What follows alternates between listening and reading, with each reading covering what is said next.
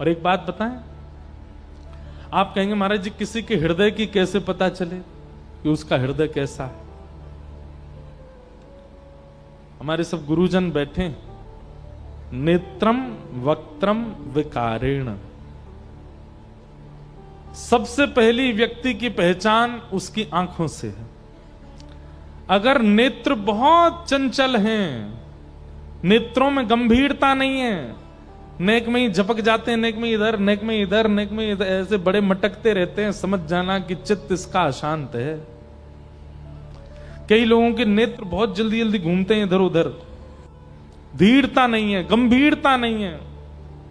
और एक बात कह दें, थोड़ी लाज नहीं है नेत्रों में।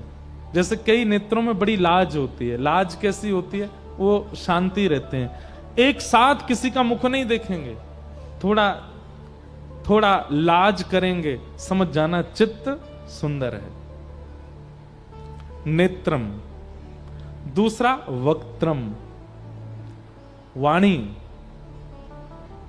बोलते समय जैसे शब्दों का प्रयोग होता है, उन शब्दों से व्यक्ति के हृदय की स्थिति पता चल जाती है, कितना भार है शब्दों में।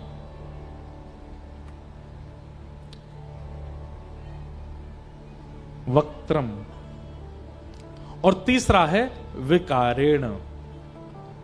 आपकी बैठने की पद्धति, आपकी लेटने की पद्धति, आपकी भोजन करने की पद्धति, इन सब पद्धतियों से भी पता चलता है कि आप कैसे हो।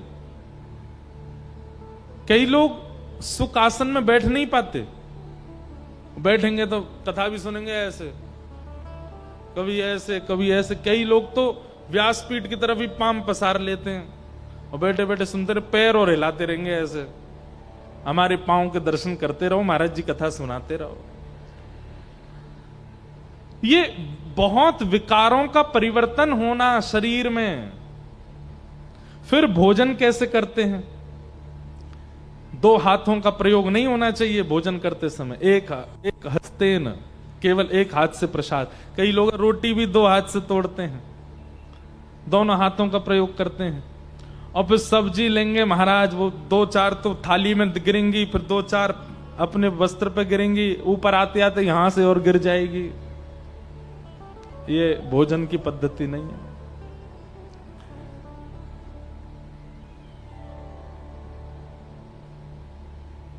इनसे पता चलता है कि व्यक्ति कैसा है। फिर सोने की पद्धति, एक आसन में सोते हैं, सीधा सोते हैं, इस तरफ मुख करके सोते हैं, लेकिन सो कैसे रहे? पूरे बिस्तर पे महाराज पूरी घड़ी बन गई है, ऊपर से नीचे ऐसे डोलते हैं, यहां पाम धरो, यहां हाथ धरो, पट पड़ गए पट। ये भी बताता है कि व्यक्ति का हृदय। फिर सोफा पे कुर्सी पे बैठते कैसे हैं? कई लोग सीधे जाके बैठ गए शांत, बहुत देर तक एक ही तरीके से बैठे, तो समझो उसका चित्त शांत है। लेकिन सोफा पे बैठे 15 मिनट बाद फिर नेक खिसक गए, 15 मिनट बाद नेक ऐसे है गए, फिर एक पांव ऊपर कर लिया ऐसे। ये बहुत परिवर्तन होना, एक स्थिति में ना रहना, ये बताता है कि व्यक्ति का हृदय स्थिर नहीं है। नेत्रम वक्त्रम विकारेण। बाह्य सुंदरता तो कोई भी बना लेगा। और एक और बात कहें, इस कथा को सुनने के बाद कई लोग हो सकता है कि फिर कुछ दिन का आडंबर करें, नेत्र नीचे रखेंगे छुपा के, वाणी से शब्द वही बोलेंगे जो महाराज जी कथा में बोल रहे थे, बैठेंगे उठेंगे भी बिल्कुल अदब से, लेकिन वो लंबे समय तक ये निभा नहीं पाएंगे। थोड़ी देर में उनका ये आडंबर नष्ट होगा। नेत्रम वक्त्रम विकारे। समझ जाओ कि वो व्यक्ति पूतना है, बाहर से दिखा कुछ रहा है, भीतर से है कुछ और। पूतना आई, सब लोग पूतना पर मोहित हो गए। भगवान के पास जैसी पहुंची पलना के पास, यशोदा मैया बोली, अरे बड़ी सुंदर है जे, तो मैं अपने लाला को ब्याह करा देती आते, अगर ये कछु दिना बाद जन्म लेती तो। ऐसी सुंदर यशोदा मैया भी उसके रूप पर मोहित हुई और लाला बिना विचार किए गोद में दे दिए। अरे बहन कहां से आई हो, बातचीत हुई। यशोदा मैया को कुछ सखियां बुला ले गई, तो मैया तो बाहर चली गई, पूतना ने ठाकुर जी अपने गोद में लिए। मैं एक बात कहा करता हूं, सब पूतना पर मोहित हो गए, पर जिसको मोहित होना चाहिए वो नहीं हुआ। आपसे आपका पड़ोसी रीझ गया, आपसे आपके नगरवासी रीझ गए, आपसे आपका प्रधानमंत्री रीझ गया, आपका राष्ट्रपति रीझ गया, पर जिसको रीझना चाहिए वो नहीं रीझा, तो चाहे कितने भी आपके पक्षधर हों।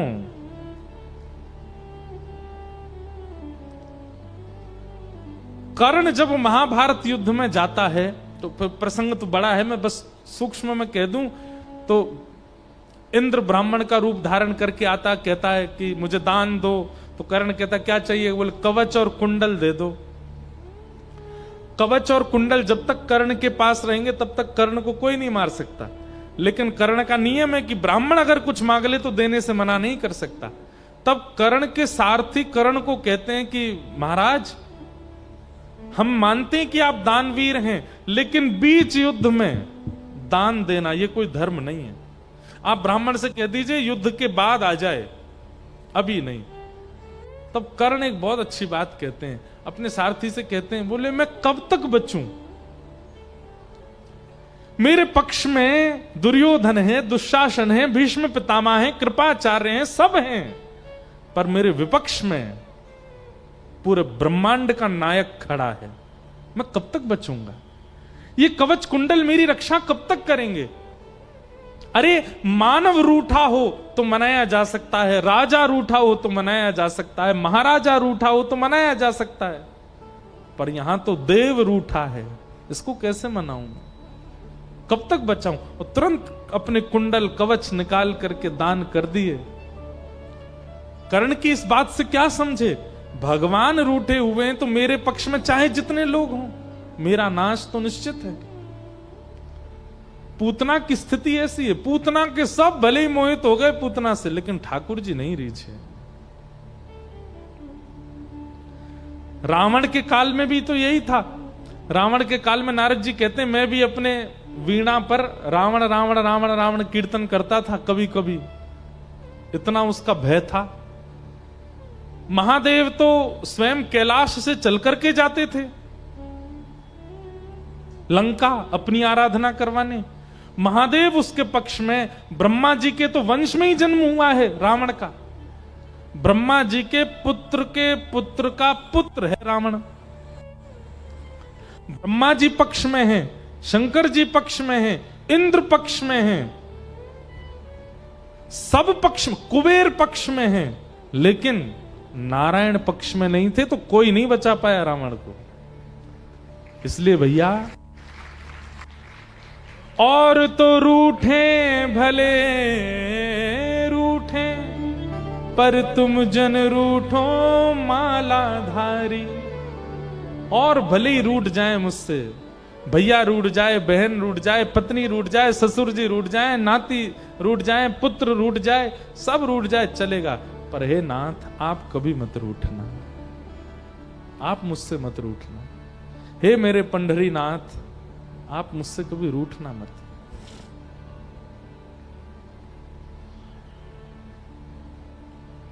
पूतना से भगवान नहीं रीझे, और पूतना की गोद में जाती ठाकुर जी ने नेत्र तो बंद थे ही, छोटे छोटे हाथों से ऐसे ऊपर हाथ और रख लिया कि इसकी परछाई भी ना पड़े मेरे ऊपर। कितने रूठे भगवान। पूतना ने अपना पयोधर जैसे ही भगवान के मुख में दिया, ठाकुर जी ने विष को पिया, रस तत्वों को पिया, पुण्यों को पिया, पापों को पिया, दुग्ध पिया, सब पीते पीते गाढ़म कराभ्याम भगवान प्रपीड्य तत् प्राणै समं रोष समन्वितो पिबत सामुंच मुंचालमिति प्रभाषिणी निष्पीड्यमाना खिल जीववर्मणि। जैसे ही भगवान ने प्राण निकाले पूतना के, घबरा गई पूतना। सामुंच मुंच, अरे बालक छोड़, अरे लाला छोड़, अरे बच्चा छोड़, ठाकुर जी को अपने से दूर करने लगी, लेकिन ठाकुर जी तो ऐसे कस के उसके पयोधर को पी रहे, नहीं छोड़ा। और प्राण पीने जैसे प्रारंभ हुए, अपना विकराल रूप धारण करने लगी पूतना, और जैसे ही अपने वास्तविक रूप में आई, राक्षसी रूप में आई। हमारे पूज्य नाना जी कहते थे, व्यक्ति कितना भी सुंदर बन ले जीवन भर, पर मृत्यु काल में भयभीत ही लगता है। जब उसकी मृत्यु हो जाती है तो उसका शव सुंदर नहीं लगता। इसका मतलब क्या है? मृत्यु काल में जो हमारा शरीर है वही हमारा असली रूप है, और उसको देख के सबको डर लगता है। कोई कितना भी सुंदर क्यों ना हो, मृत्यु में सुंदर नहीं लगता।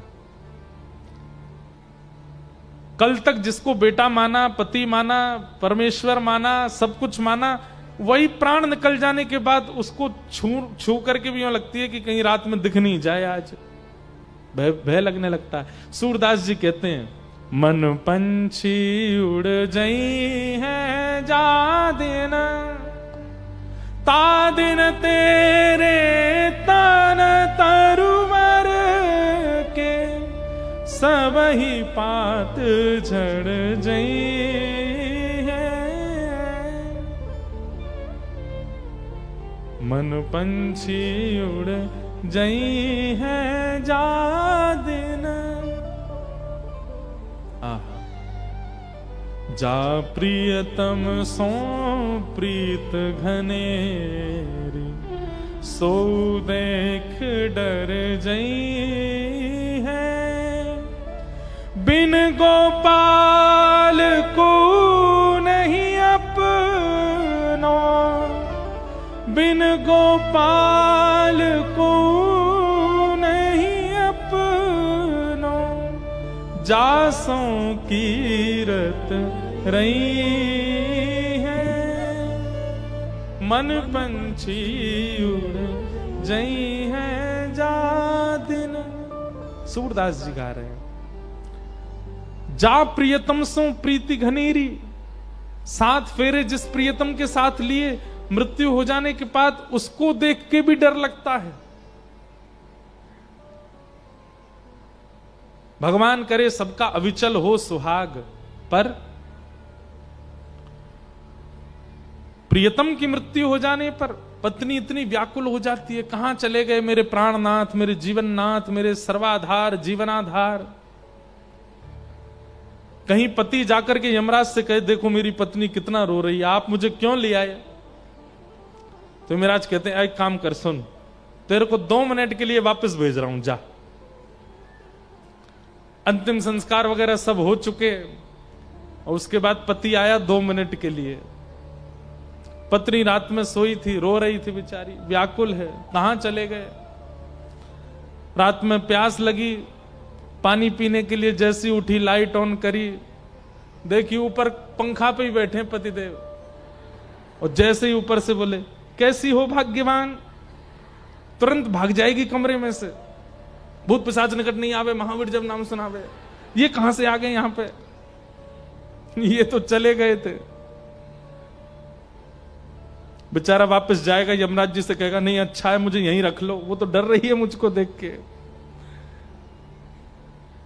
व्यक्ति से हमारा संबंध भी तब तक श्रेष्ठ लगता है जब तक वो जीवित है। प्राण निकल जाने के बाद में अपने ही घर के लोग उसको घर के बाहर ही रखते हैं, भीतर नहीं लाते।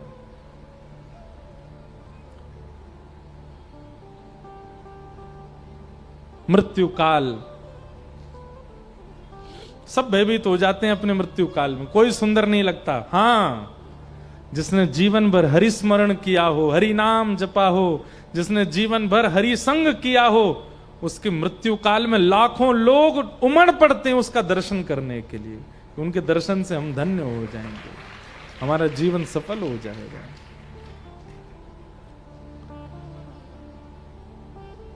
पूतना का वध भगवान ने कर दिया।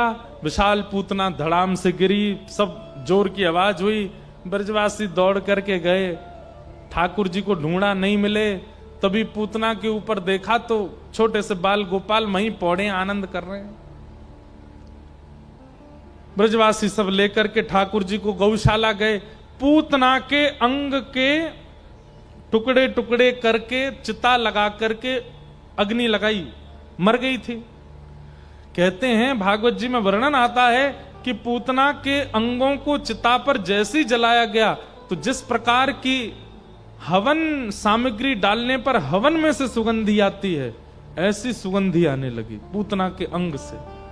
ब्रजवासी सब आश्चर्यचकित हो गए, बोले ऐसा लग रहा कोई प्रचंड यज्ञ हुआ हो और उस यज्ञ की सामग्री आहुतियों की सुगंधी से पूरा ब्रजमंडल आनंदित हो गया। कैसे? क्योंकि ठाकुर जी का स्पर्श हो गया है पूतना को, भगवत स्पर्श प्राप्त हो गया, इसलिए सुगंधित हो गई पूतना। भगवान ने पूतना का उद्धार किया। ठाकुर जी 3 महीना के भये, पहली बार करवट बदली, करवट उत्सव मनाया गया। धीमे धीमे धीमे ठाकुर जी अब 1 साल के हो गए। ठाकुर जी के 2 दांत निकल आए हैं आगे वाले। और अब क्या करते हैं ठाकुर जी? जैसे ही दाऊ दादा बगल में आते हैं सो धीमे से उनका हाथ पकड़ते हैं और पकड़ के हाथ से खेलते खेलते खेलते मुख में लेते हैं, जोर से काट लेते हैं। और फिर दाऊ दादा रो, देख मैया देख, लाला के दांत निकल आए, काट रोए। यशोदा मैया ने जैसी देखी तो दाऊ दादा के 2 दांत छप गए यहां पे। तो यशोदा मैया ने फिर अपने हाथ दियो लाला के मुख में, लेकिन यशोदा मैया को ठाकुर जी दांतों से नहीं काट रहे हैं, बगल में जो मसूड़ हैं उनसे चबा रहे हैं। अब तो महाराज ब्रजवासीन की लाइन लग गई। क्यों? सब अपने हाथ कटवावे आ रहे हैं लाला थे, लाला के दांत निकल आए, लाला ने हमारा हाथ काट ले। और जैसे ही ठाकुर जी काट जाते हैं तो जो निशान बनता है दांतों का, उसी को देखते हैं, उसी को नेत्रों से लगाते हैं, उसी को हृदय से लगाते हैं। इतने आनंद में सब ब्रजवासी आ गए। पूरे दिन ब्रजवासी चारों तरफ बैठे रहते हैं, कोई लाला को ताली बजा के नचाते हैं, कोई ठाकुर जी के आगे गीत गाते हैं, कोई ठाकुर जी को झुनझुना दिखाते हैं। सब अपनी अपनी गोद में ठाकुर जी को बुलाते हैं और ठाकुर जी को जो भा जाता है उसकी गोद में जाके बैठ जाते हैं। गुटमुन चलना सीख गए हैं। एक दिन यशोदा मैया को चिंता हो गई, मेरो लाला 1 बरस को हैगो लेकिन आज तक या को नामकरण ही ना भयो। नंद बाबा ते बोली, इतनो बड़ो हमारो लाला हैगो, या को नामकरण कब होएगो? अब देवी मैं हमारे कुल पुरोहित सांडिल्य मुनि से कह तो चुका हूं, आई ना रहे। तभी नंद बाबा को खबर पड़ी कि सांडिल्य मुनि तो नहीं आ पा रहे, पर हमारे वृंदावन में, हमारे गोकुल में श्री गर्गाचार्य जी आए हैं। हाँ, गर्ग ऋषि आए हैं।